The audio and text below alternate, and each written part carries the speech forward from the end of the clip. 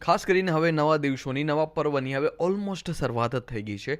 અને આ નવા પર્વ ઉપર આપણામાંથી ઘણા બધા એવા લોકો છે કે જે લોકો નવા નવા નિર્ણયો લેશે પોતાના જીવનને બદલવા માટે. ને નવા નવા કંઈક ને કંઈક આપણી જે જૂની આદતો છે એનાથી બહેતરીન આદત, એનાથી બહેતરીન વાત શું થઈ શકે એવા નિર્ણયો લેશે.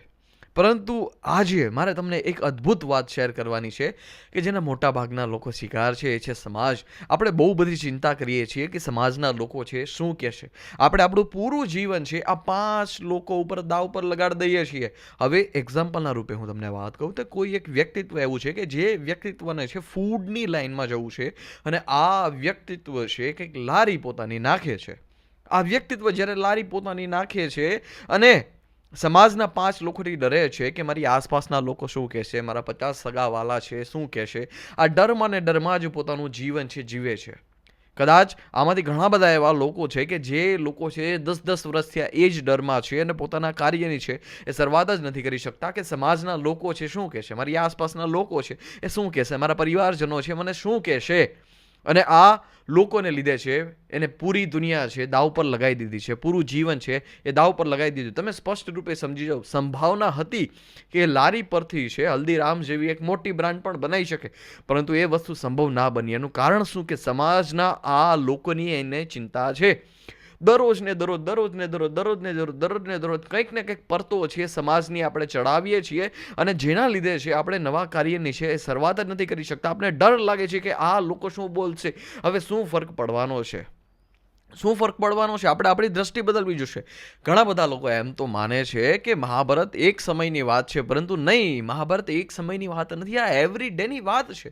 મિત્ર, તમે વાત બહુ સારી રીતે સમજો. તમારા જીવનમાં જ્યારે બહુ બધી પ્રોબ્લેમ્સ આવી, તમારા જીવનમાં જ્યારે ઓવર થિંકિંગનો બોજ આવ્યો, તમારા જીવનમાં જ્યારે ડિપ્રેશન આવી, ત્યારે કોઈક ના કોઈક તો એવો પર્સન હશે, કોઈક તો એવો પર્સન હશે કે જે તમારા જીવનમાં આવી અને તમને મદદ કરી હશે. જેવી રીતે મહાભારતના યુદ્ધમાં છે અર્જુનને સારી રીતે રસ્તો બતાવીએ કૃષ્ણએ, બસ એવી જ રીતે તમારા જીવનમાં જ્યારે પ્રોબ્લેમ્સ આવી હશે ત્યારે કોઈ તો કોઈ હનુમાનજી બનીને છે તમને મદદ કરવા માટે આવ્યું જ હશે. એમાં કોઈ પણ શંકાને સ્થાન નથી. આ એવરીડેની ઘટના છે. મહાભારતનું યુદ્ધ છે એવરીડેની ઘટના છે. આપણે એક દ્રષ્ટિ જોશે. તમે સમાજમાં નથી જોતા કે કેટલા લોકો છે દુઃખી થઈને જીવે છે, તમે સમાજમાં નથી જોતા કે કેટલા બધા લોકો છે આંદોલનો કરે છે, કેમ કે એને પોતાનો હક મળતો નથી.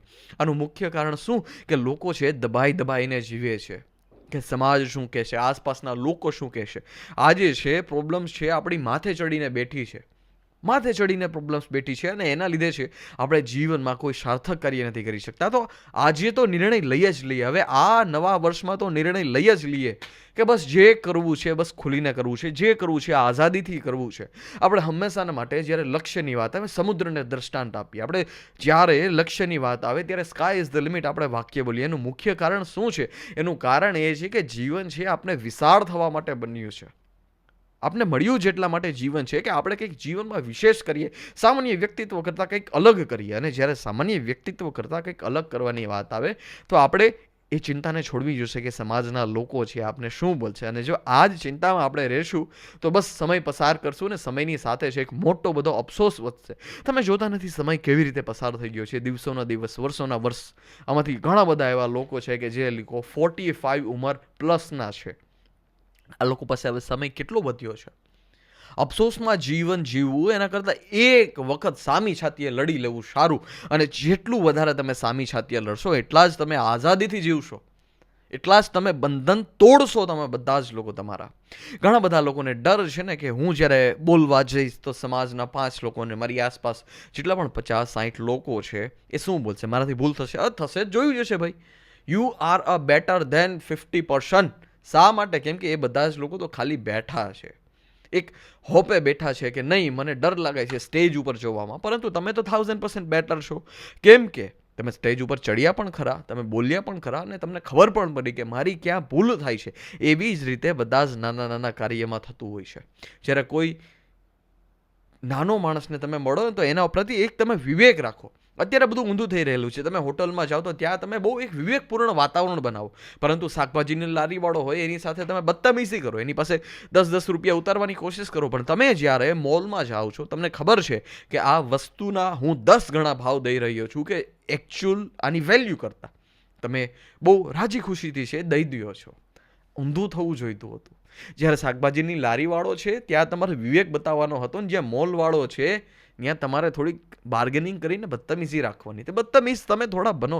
દુનિયા છે તમને ચૂસી લેશે દુનિયા.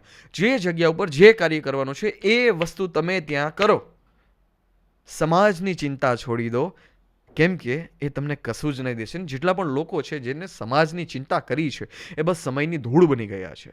સમાજે સૌથી પહેલાં તો મહાન લોકોને વિરોધ દીધો છે. સ્વામી વિવેકાનંદને પણ વિરોધ દીધો છે, ભગવાન બુદ્ધને પણ વિરોધ દીધો છે, ગાંધીજીને પણ વિરોધ દીધો છે. અને અત્યારે તમે જોતા હશો અત્યારે પણ ગાંધીજીને વિરોધ મળી જ રહેલો છે. ભલે પોતાના જીવનમાં કંઈ કરતા ના હોય, રીલ સ્ક્રોલ કરવા સિવાય બીજું એનું કોઈ પૂરા દિવસમાં કોઈ સાર્થક કામ ન હોય, પૂરા દિવસમાં કોઈ મોટું કામ ન હોય, છતાં આ ઘટના તમે જોઈ રહ્યા છો ને, આ દશા છે સમાજની. સમાજથી થોડાક ઉપર ઉઠીએ, થોડાક આ વર્ષે અલગ નિર્ણય લઈએ કે સમાજ જે કરે છે એ બસ સમાજને મુબારક છે. મારે તો મારો પાણીની જેમ રસ્તો બનાવી નાખવો છે અને બસ આગળ વધવું છે. મળતા રહીશું આ વિડીયો સાથે. ધન્યવાદ. જય હિન્દ. વંદે માતરમ. તમને બધા જ લોકોને નવા વર્ષની ખૂબ ખૂબ શુભકામના.